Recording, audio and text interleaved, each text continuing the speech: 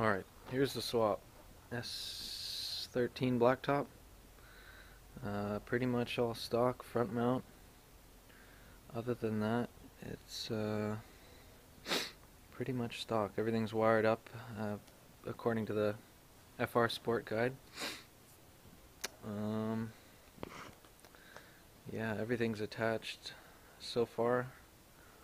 I'll show you what happens.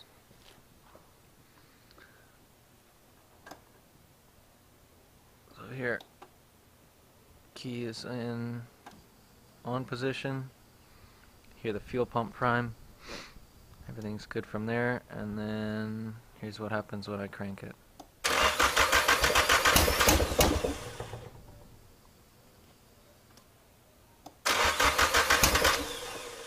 And that's about it. And you can smell gas coming out of the turbo area.